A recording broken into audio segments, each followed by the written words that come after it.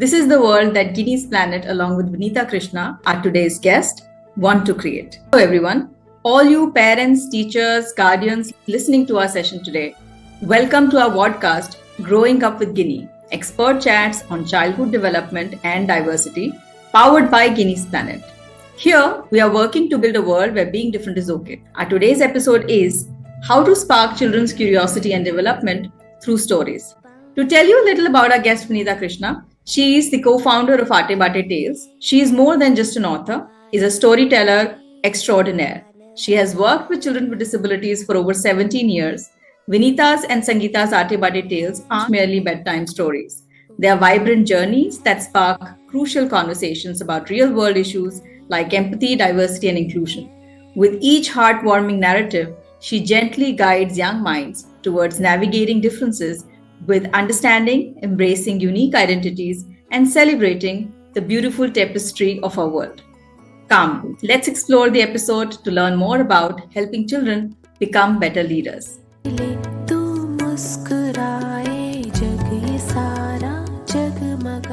Hi, Vinita. Namaste.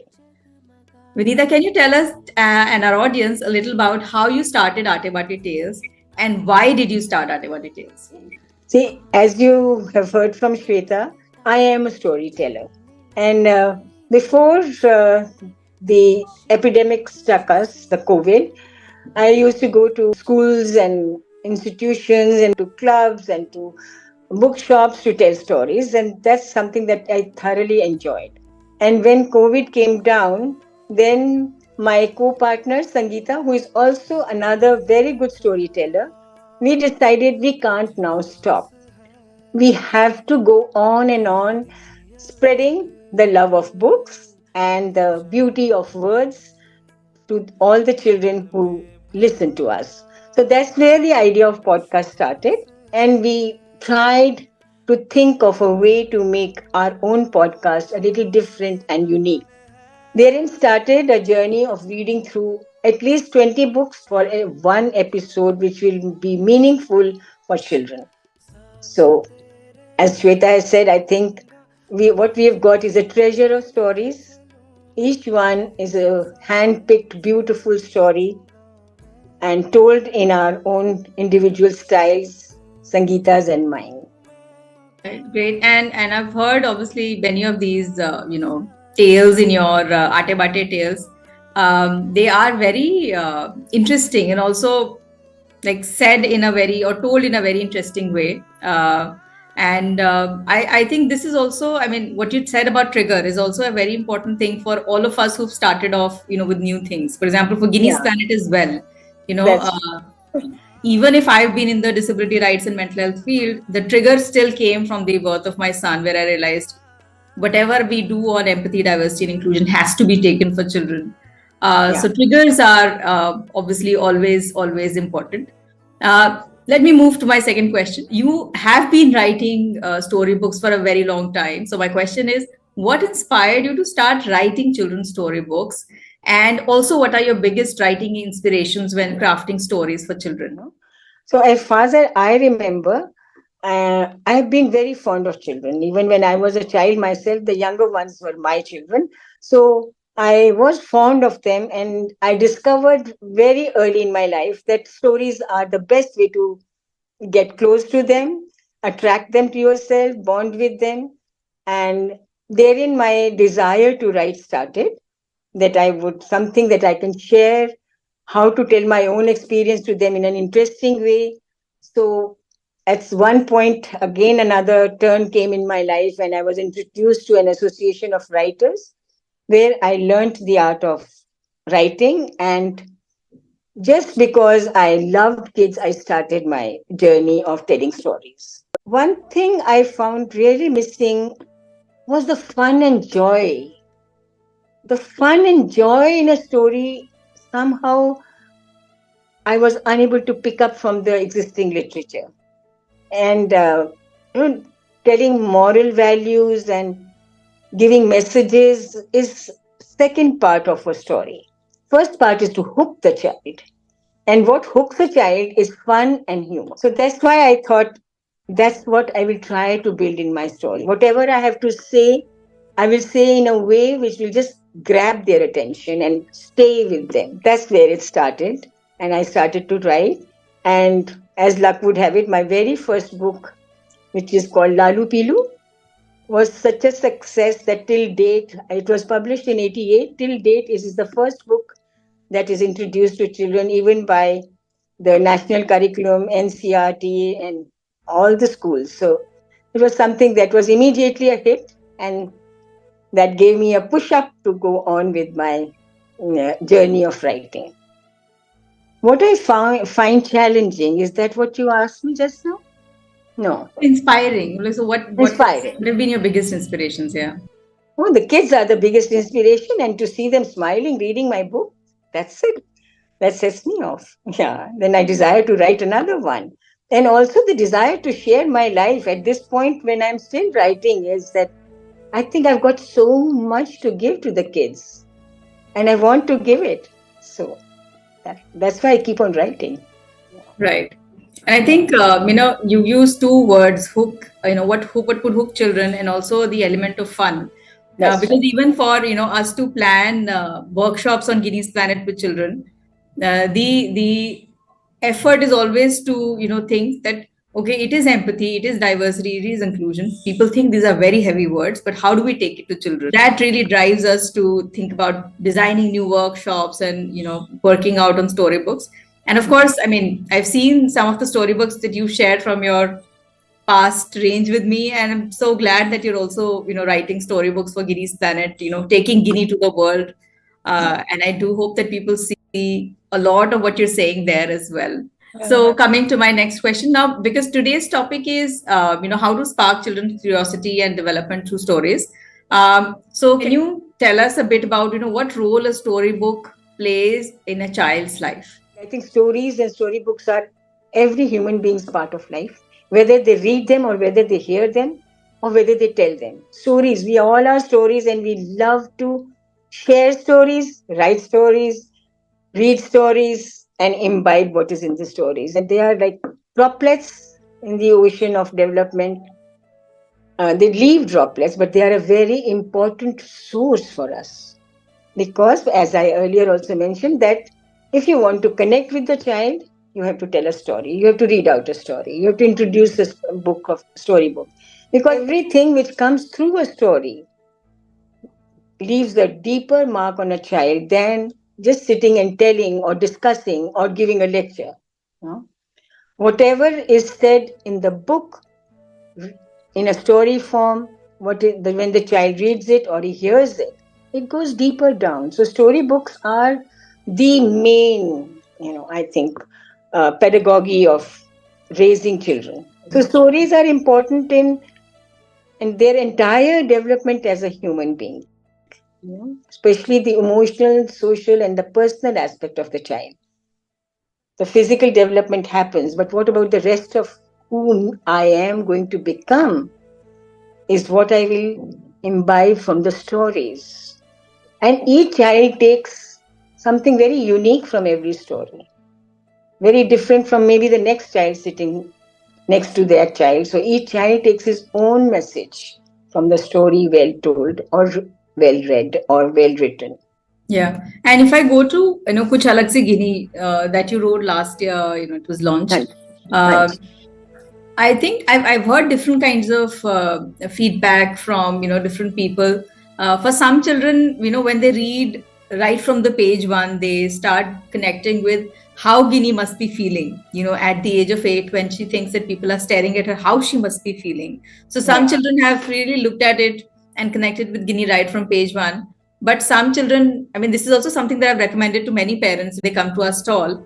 If their child is like 7, 8, 9, I always recommend this book, and I say, at this age, because children are concerned about how world is perceiving them, this could be a great story to give them to, to connect with somebody like Guinea. And children, as we grow up, we become, like I would say, a little laid back about anything which is different. Either we don't, we've learned to just ignore it or something. But children are very sensitive right from day one. My experience with inclusion when I was in a nursery school for some time, there when we started the inclusion, the acceptance by the children was fantastic. We didn't have to work towards it because they were just 4, 5, 6 year olds. Automatically, how they helped, we knew that God really made us to be empathetic people, to understand and accept everybody as is. The difference only come when we grow older and start making boundaries. So children's acceptance of any difference is there, and it's for us to maintain that, cash on it, and build on it, so that even when other boundaries are being made, they are able to stay away from those boundaries. Right. So coming to the, this very important question that typically parents have when they're trying to pick a storybook. So sometimes parents find it difficult to pick the right book for their child. Is there something as right book or wrong book? What is your view on this? See, I think it's very important to guide the children, or to even for ourselves to know what is a story that I can read to the children, or I can buy for the child. It's important to see that. And I would say that stay away from negativity, stay away from stereotypes, stay away from language which is not pleasant to the ears, and have a rich language so that the child's world expands. That's very important. And of course, age appropriateness. You have to see at what age a child is ready to read or listen to what. That sensitivity one has to build in oneself. And I think for parents, for mothers, generally it's kind of an instinctive thing. My child will like this or he will not like it. But even if we say, okay, if we want to give another direction to that, is you read through the book and see how you feel about it. Are you comfortable reading all the words that are there, all the pictures that are there? And if that is the case, I think that passes the test for your child. So do read through. Don't allow, just say, go pick up a book. Oh yes, it's looking very nice. It's a foreign publication, or it's like the known publisher's book or something, and just pick it up. No, you have to go through the book and be aware of all these simple guiding points. Right. Thank you, Vinita. You've already given a long checklist, and I hope parents look at it. There is also a checklist in the description of this video, if audience were to go there. But, my own experience with picking storybooks, I mean, you're right. Like, if you tell a child that go and pick up a storybook, they will have their own criteria. And of course, you give that opportunity. But you also pick up as a parent, a storybook to see how this makes me feel. And therefore, do I want to introduce it to my child? And there are 2-3 things that happen at our end. Sometimes, for example, parents, when they look at our storybooks, of course, they've not read some. For the first time, they would not have read Ginny. They don't know who Ginny is.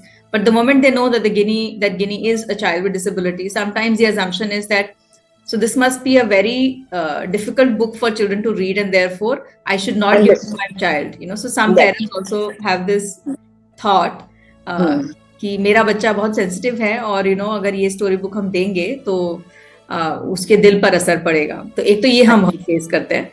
दूसरा, when it comes to my own son, like for example, he loves science as much as he loves fairy tales and monsters.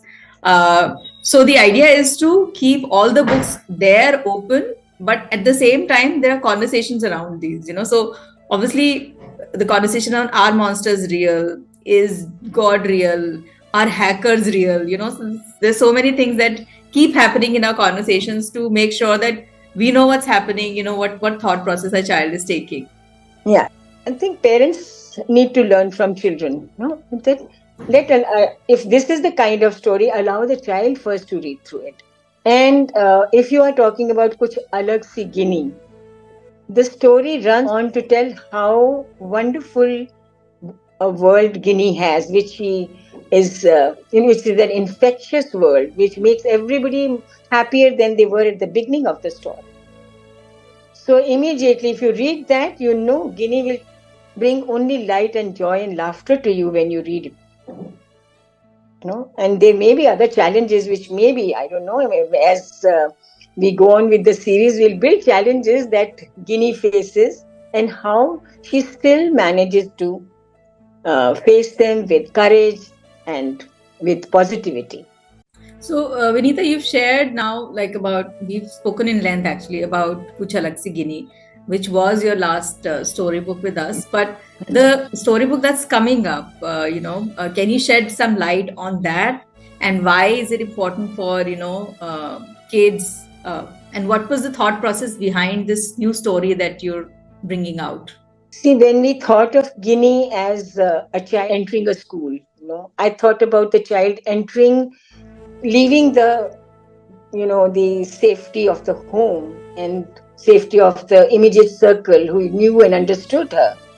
And now she's moving on to a wider world where again she's aware they will be looking at her. Like even in Kuch Alag Si Guinea, her fear is people are going to only look at her hand or her big chashma. Isn't it? Now here is Guinea now facing a very wide, big, huge world of strangers. And what she's feeling at that time, she thinks she's the only person who can feel this. And I don't want to talk more about how the story progresses because just see what happens. So the new storybook is Guinea Ki Gargar.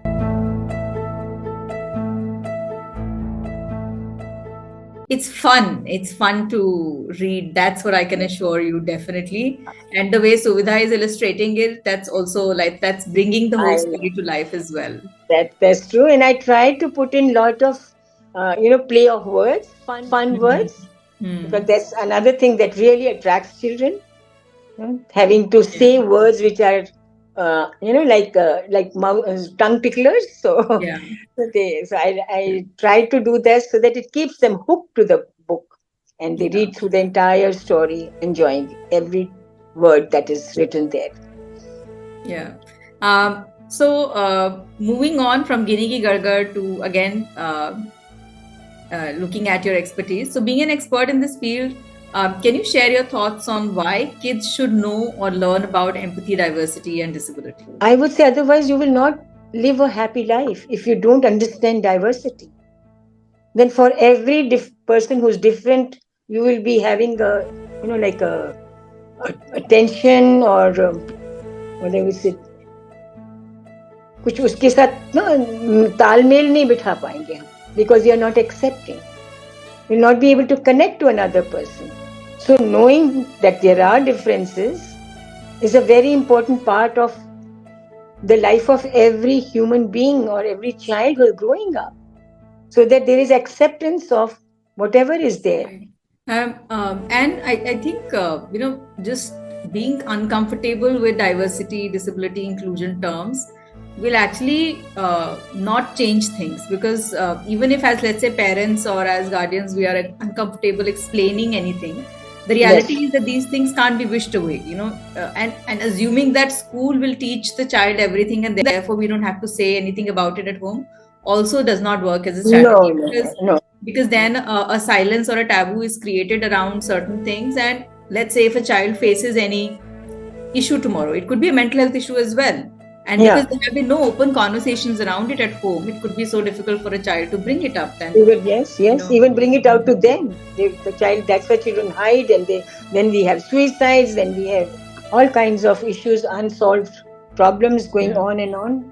So it's a very important thing that is being picked up by Guinea's Planet. A very brave effort, I would say, because there are not many who are focused and working towards only this, creating empathy.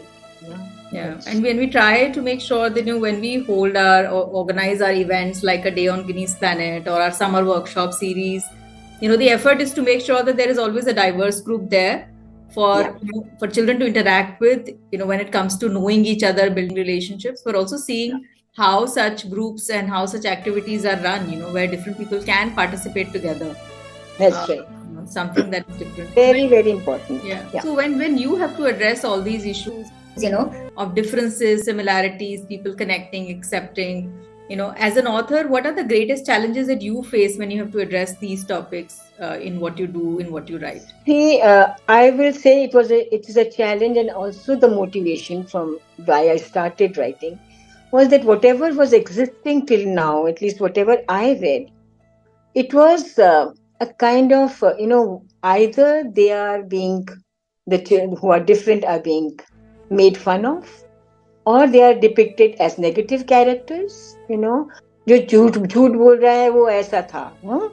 So that was there. Or the flip side is the child with disability or the person with disability has to do something like outshine in something else or be helpful in a crisis. He has to prove himself that here I am also there. He has to prove himself. I don't like that at all.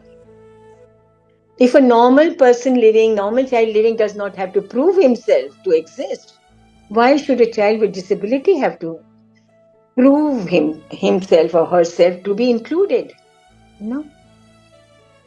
So that when I read through the literature that I could lay my hands on, or the movies that I saw, that was the biggest challenge for me, to show them as just normal people with normal emotions. Very important to understand. Normal desires of life. They are just people. That's all we have to say. They are just people that just like us. So that was my biggest challenge, how to project that without either making the person a hero or showing that person in negative light. Yeah. And I think the popular perspective, and you rightly pointed out, the assumption that people have that if there is a child with disability, then this person must be proving himself or herself, to the world that I'm worthy of your attention and respect. And therefore expecting that even actually in storybooks of Ginny, sometimes people assume that Ginny must be the superhero in these That's right. storybooks. And of course, we're hugely disappointing when it comes to that. And I have to keep it up front, Ginny is leading a regular, ordinary life. That's what we're trying to showcase. But of course, there'll be other people in her story, and you'll discover them soon when they come. So coming to my, last question in this series, with you, but also the most important question, probably. What is the right age to introduce storybooks to kids? Children start making sense of things around them when they start to play. That is, when you start giving them toys. And developmentally, the shift from something which is 3-dimensional to 2-dimensional, which is a book. A book is 2-dimensional, it's not 3-dimensional. That is a shift, that's a cognitive, shift. And as per my experience, I would say that is around 2 years of age. But of course, children can be exposed to book, can be read to with the book in front. But for them to pick up a book and make sense of would come much later. Right. So when you're saying all this, Vinita, obviously, as I hear, there is a difference between sharing stories with children and sharing storybooks with children. When it comes to books, there has to be maybe 2 and above. Maybe story, 2 and above. Stories you can tell. Sharing that, of course. You just make up your own fun stories. Right. So then you create you're opening doors of creativity for your own child. He sees you creating.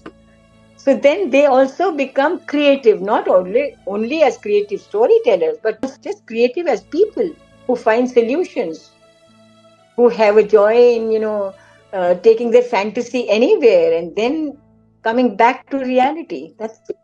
So that gift you can give to a child is a lifetime gift, being creative wherever you are. When I was put in an admin position, everybody and I also thought, now my creativity is going to die. No way. Being an admin head is the most creative job you have because you're dealing with people. and you have to keep them happy, you have to keep them motivated, you have to keep them working. That there comes your own creativity. So creativity is a big gift. So you create stories with children and they learn to be creative. Yeah. Thank you so much, Vinita, for this heartwarming conversation, and also a lot of knowledge, I believe, for the audience who's watching this video. In terms of your checklists for storybooks, in terms of the age when they should introduce stories and storybooks, two different things. And a lot more thought, hopefully, going into which storybook are you going to pick up next. But especially thank you, Vinita, to coming for all the things that you do on Guinea's Planet, creating stories of Guinea, and of course now coming to Growing Up with Guinea Expert Chats on Childhood Development and Diversity. We are very honored to have the first episode with you, and rightly so. Today's episode, how to spark children's curiosity and development through stories. I believe there couldn't have been a better guest for this topic. Thank you so much for calling me, Shweta. Thank you so much. Ever since we've joined hands with you, it's been a pleasure. Every meeting is fun and demanding of us to extend beyond our present expertise to even further ahead. So, thank you. Yeah. Thank you. पंख है उम्मीद के, ख्वाहिशों की उड़ान है, रंग है, उमंग है, दिल में कई अरमान